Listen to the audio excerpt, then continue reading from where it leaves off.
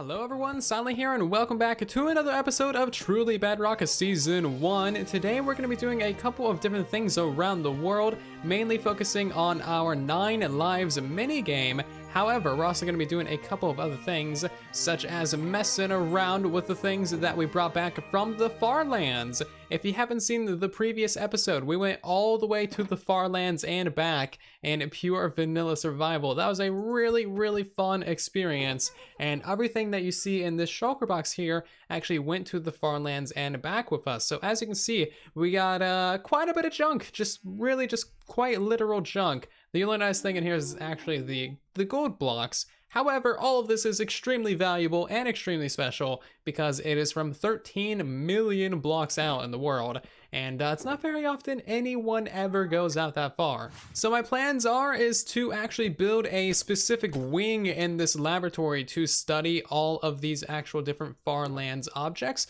We'll do that sometime in the future, not entirely sure, but hopefully we can glean a little bit of knowledge from all of these different weird, strange, and kind of random items. While I was looking around the vault, just kind of getting ready for this episode, I did notice a couple of mysterious things. We were missing a nether portal tile from right there, so not sure why that is. And we're also missing one of our prototypes from our display cases. Prototype number 7, Squidward, the zombie villager, is completely missing. No idea how that happened. He was name tagged in a minecart. No way for him to despawn or die, so someone might have stole him.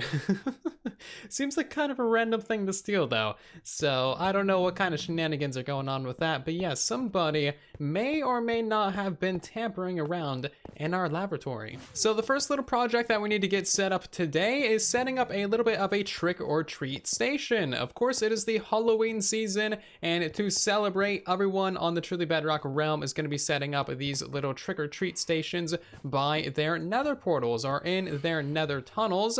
As you can see, this right here is Blue Jays, and he's really gone all out with the Halloween spirit, which looks really nice. I need to get myself some cobwebs, but basically what this is just a little station that you come to. You can press yourself the button and you'll get yourself a trick, or something bad and not very good for you, or you will get a treat and get something nice and rewarding. And this is going to be a thing that we activate on the Truly Bedrock stream day. If you're not aware, we basically all stream and do live streams either on YouTube, Mixer, or mostly on Twitch. If you want to catch this weekend's massive live stream event, then the schedule is on screen right now. I would highly recommend that you check it out. Everyone is really good, lots of funny times and derps, and honestly, it's just a great time overall. I personally will be streaming both days from 4 p.m. Pacific Standard Time until 6 p.m. Pacific Standard Time. Make sure to convert that to your time zones, and of course, links are on screen. So of course, this is our little miniature nether hub right here, and as you can see, we actually have quite a bit of room to work with for our trick-or-treat station. Now, something that I really want to do for this trick-or-treat station, because I'm pretty sure there's like no rules at all besides maybe don't destroy the entire realm, is have it so that when you press the trick-or-treat button, it actually like activates a redstone line, goes up, over, and behind you, and then drops down a piece of TNT behind you just to freak out everybody and potentially maybe like make them fall into the massive lava lake down below. As much as I would like to do that, that would actually destroy like a significant amount of my own nether hub, so probably not a good idea, but it's a fun idea. So I went ahead and decorated our nether hub just a little bit with some wither skeleton skulls, a little bit of coal, and some cobwebs that I may or may not have stolen because there's like nowhere to buy cobwebs. But yeah, nothing too terribly special in here, just like a whole lot of wither skeleton skulls because we have way too many of those things. And this is going to be the trick-or-treating spot back in here. So this is going to be a non-lethal like event that we're doing, which is probably a good thing that I know that going into it, because I really wanted to like, pull away this block right here and then just drop people into lava. It's such a prime opportunity. Look how far down that is. Oh, you want to go down there? Please demonstrate it, please. Oh, you're gonna get stuck pathfinding. Oh man. Well, that's a missed opportunity. Anyway, yeah, so I wanted to do that, but I figured out this is non-lethal.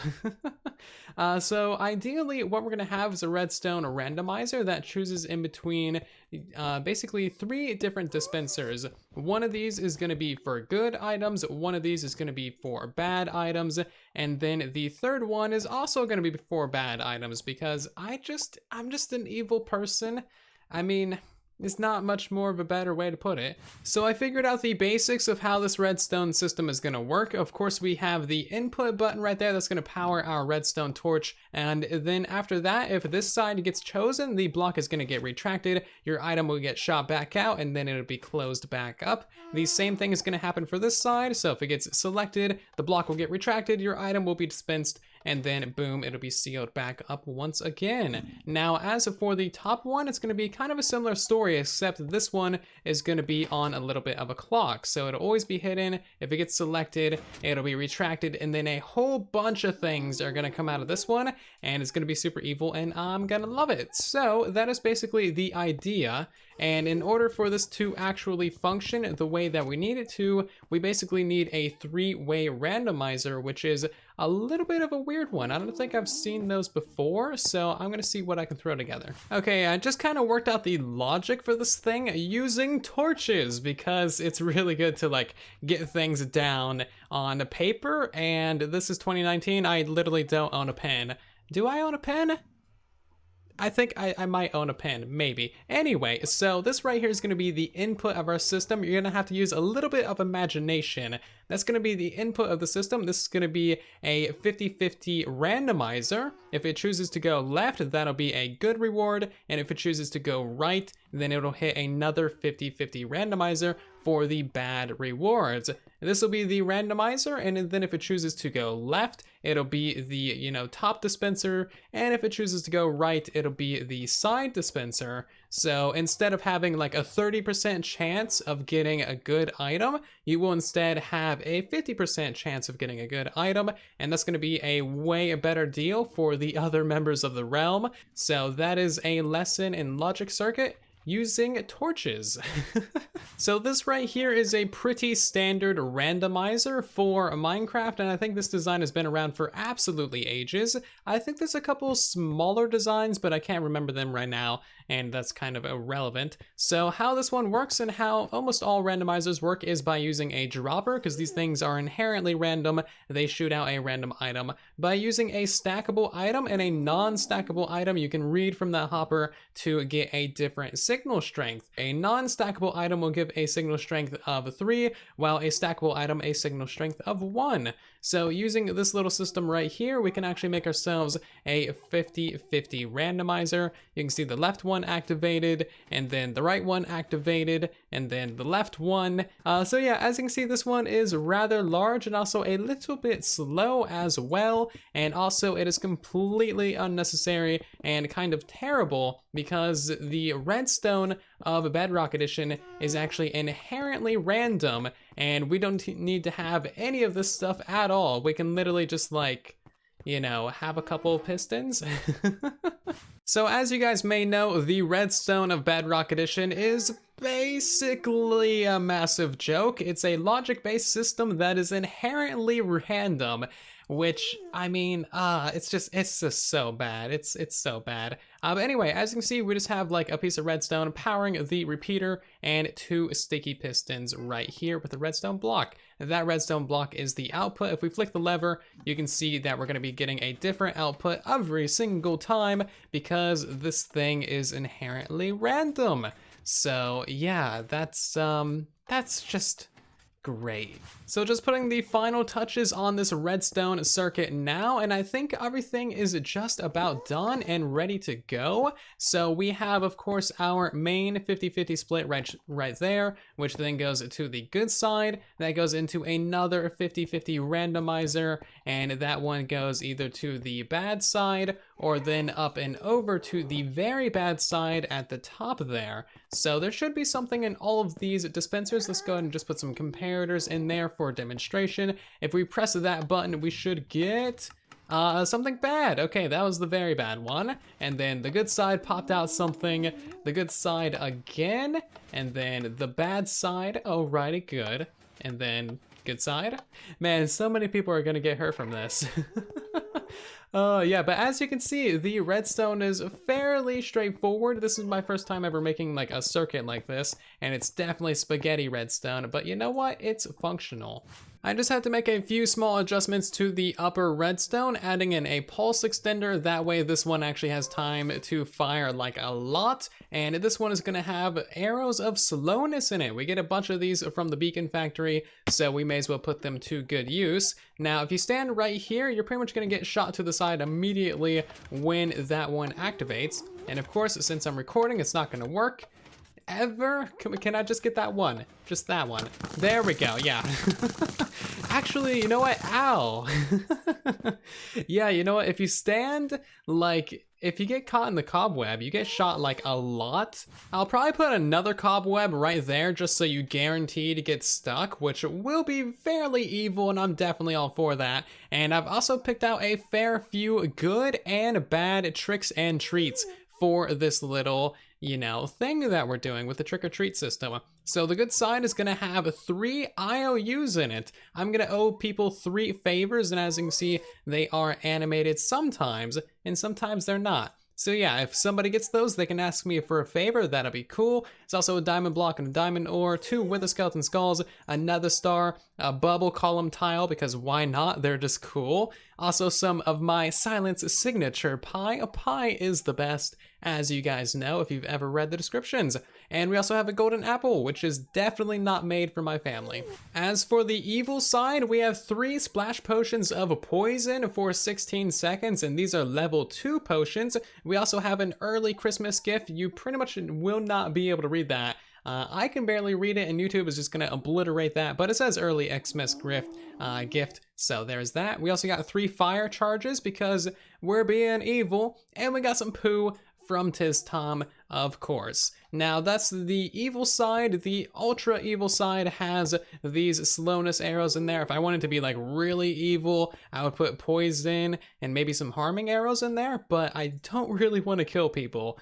Mostly because that's not allowed. So this system is now ready to go. I got myself a couple of signs. All of the tricks and treats are in the dispensers, and these systems will all be used during the Truly Bedrock stream day. So make sure to tune into that so that you don't miss any of the shenanigans. If you saw a couple of episodes ago, you may remember that the gaming district portal had no such thing as a nice nether tunnel, but on a live stream, we actually made a purple nether tunnel going to the gaming district, and we also made a red nether tunnel going to it as well, because it's pretty much equidistant to both of those main tunnels, and I think it looks pretty decent. There's a little bit of refining that could probably be done, but you know what? That is a live stream project. Was that a ghast?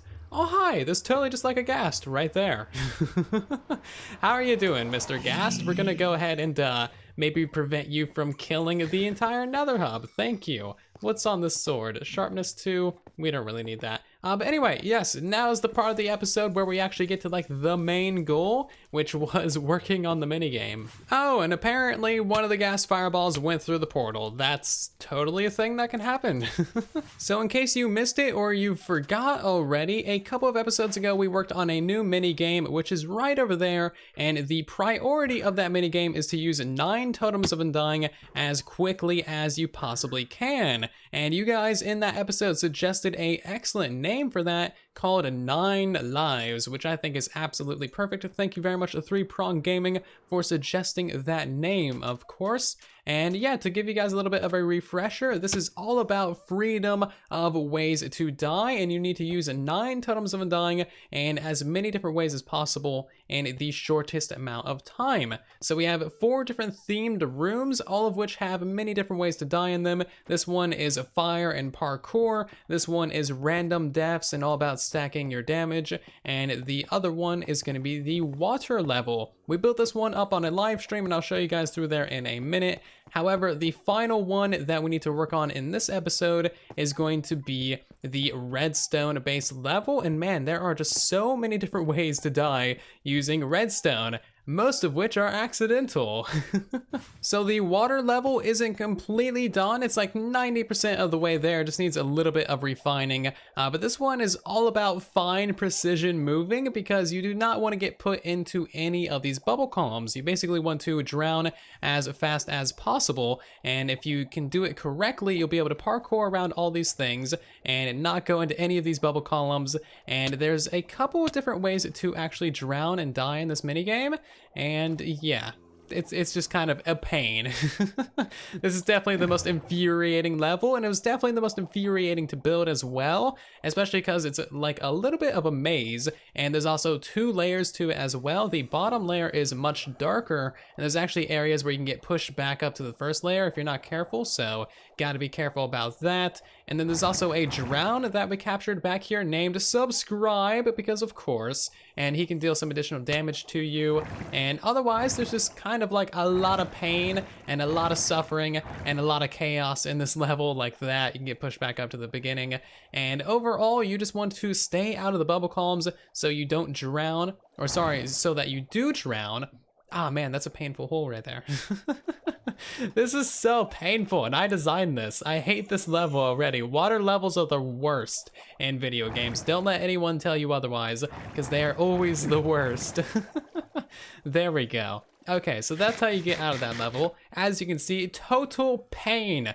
Do not recommend. So a little while later now, I've done a tiny bit of work getting the kind of foundations and the layout of this room in place. I also installed 2 of the 6 different redstone machines for actually killing the player. The first one is just kind of like a randomizer player suffocator. So you press a button and that activates one of 2 sticky pistons, breaks some sand apparently, and then yeah, you basically have a 50-50 chance of getting suffocated in the block and then dragged back in there.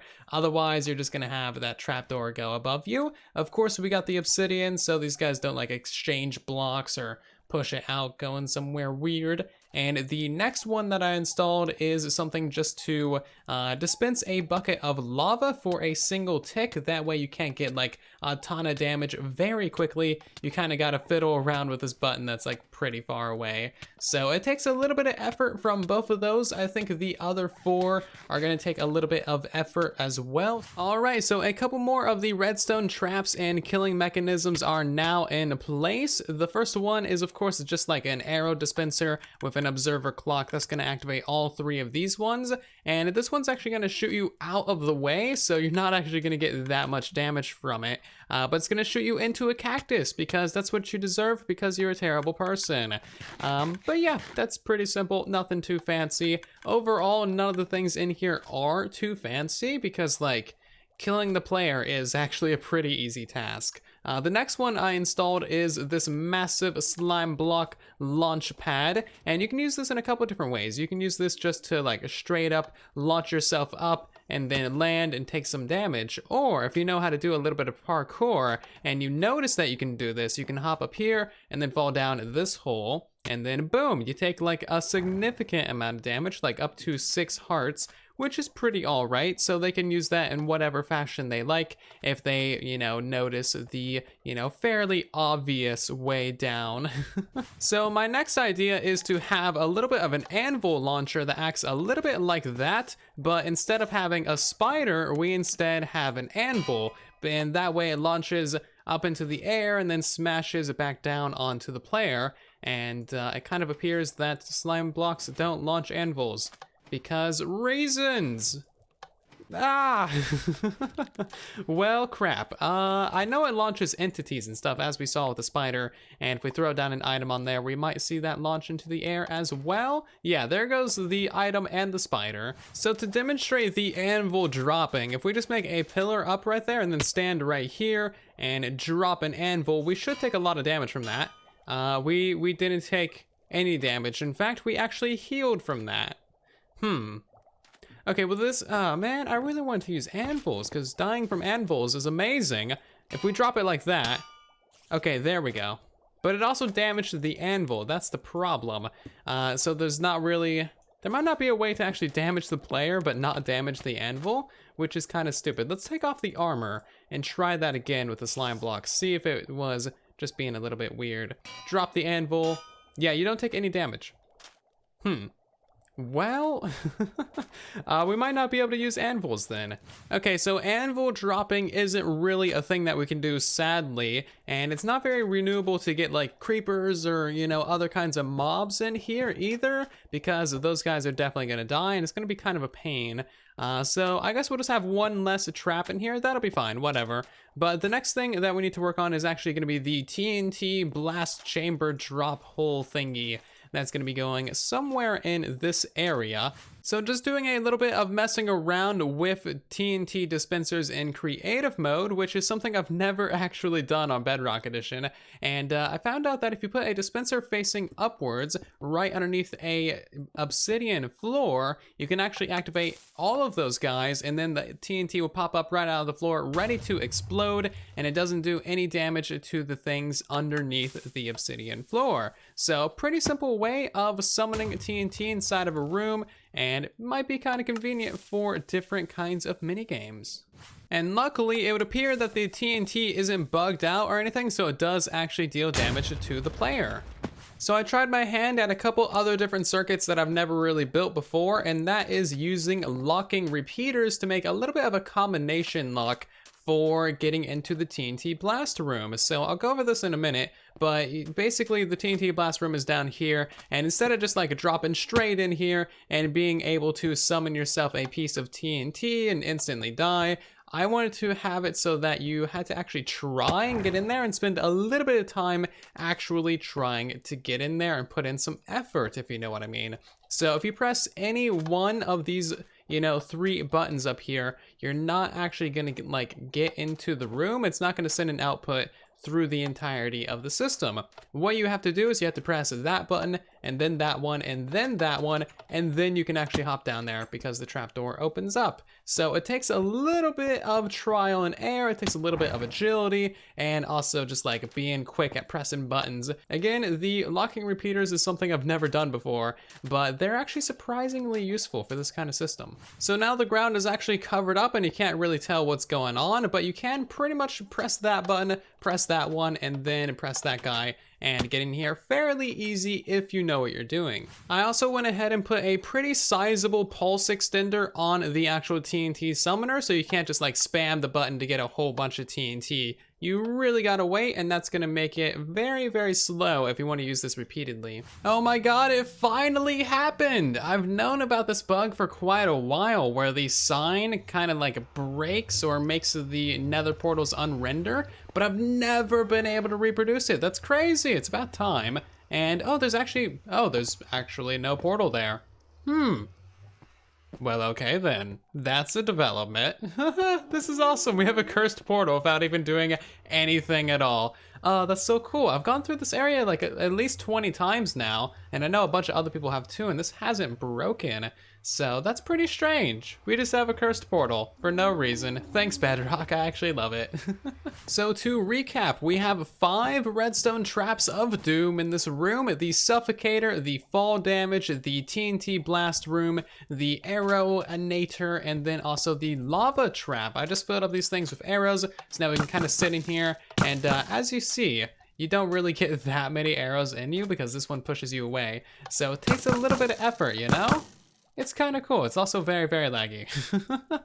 So it kind of works. I mean, there's just a bunch of different random ways to die. And again, all of them take a little bit of effort and all of them take a little bit of time as well. This game is a time challenge after all. So we kind of want it to, you know, take some time, which is good. So all I need to do now is go ahead and decorate this room a little bit more. I definitely add in some lighting, and then also just kind of like open the game up and also make like a proper entrance in here, get some rolls. And you know what, that's actually kind of a lot of things, isn't it?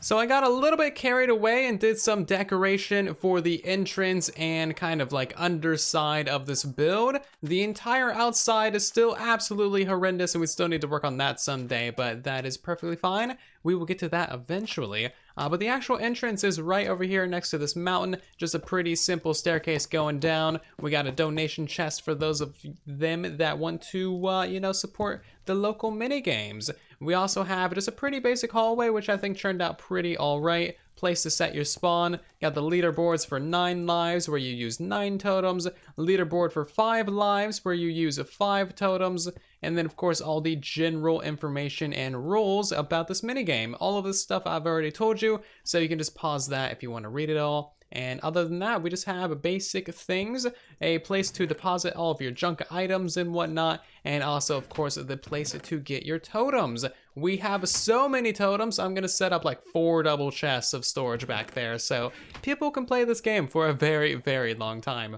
But other than that, that's pretty much everything I've done. This game is now completely, fully functional. So of course, this game is also a time trial as well, and we don't have a redstone system to actually tell people how long they took, because that is not going to be reliable on a realm. So instead, everybody that plays this game will just have to use a stopwatch and start that as soon as they get in here. And then, of course, once they finish the game, they'll have to stop their stopwatch as well. Over here is the exit, got a sign, got a button, and another sign telling people to go put their times on the leaderboard.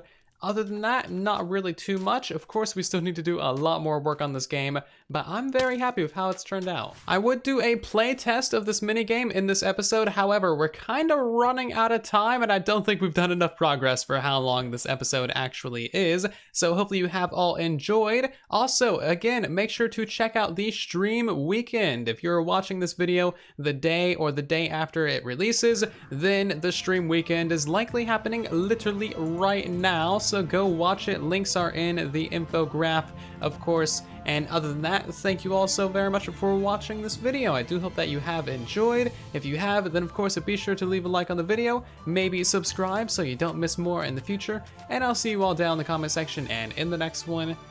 And then there was silence.